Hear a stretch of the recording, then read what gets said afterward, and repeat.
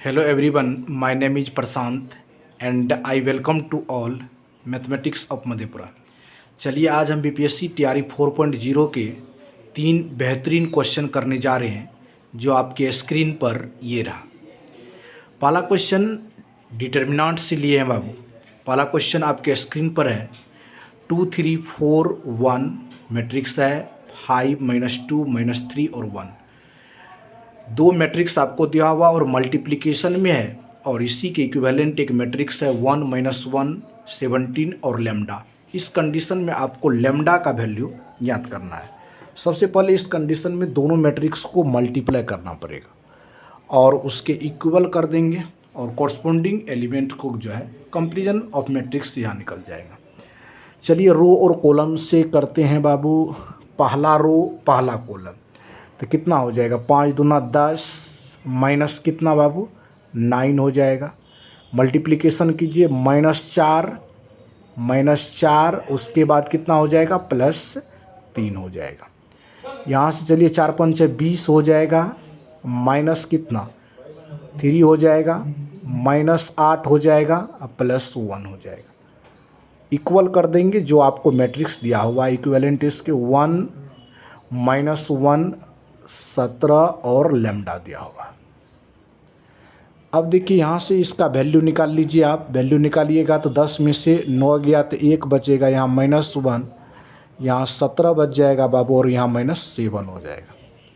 दोनों को कंपेरिजन करा देंगे। कंपेरिजन ऑफ मैट्रिक्स से यहाँ क्या हो जाएगा लेम्डा का वैल्यू आपका निकल जाएगा।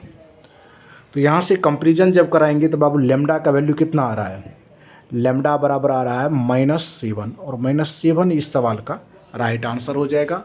ऑप्शन नंबर कौन हो जाएगा, option number B is the right answer of question number 1। बेहतरीन सवाल था बाबू 1 का। चलिए सेकेंड सवाल पर चलते हैं। If omega is cube root of unity then the value of. देखिए यहाँ पर एक चीज़ आपको जानना पड़ेगा कि आपको ये पता होना चाहिए कि ओमेगा क्यू का वैल्यू कितना होगा। 1 होता है एंड 1 + ओमेगा स्क्वायर का वैल्यू 0 होगा।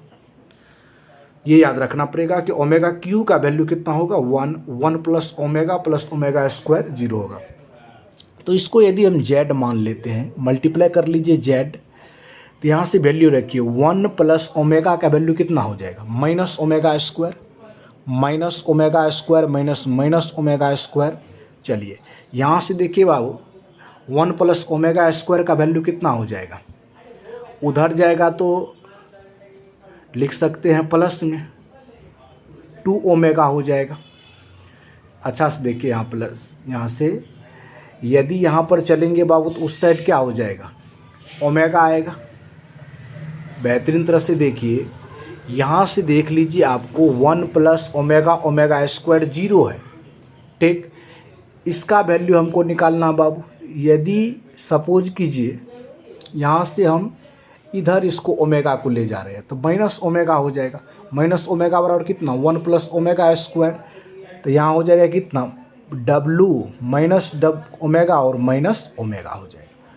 चलिए यहाँ से हो जाएगा -2 ओमेगा स्क्वायर, यहाँ हो जाएगा -2 ओमेगा, माइनस कैंसिल आउट हो जाएगा, 2 2 जा 4 ओमेगा स्क्वायर और ओमेगा क्यूब हो जाएगा।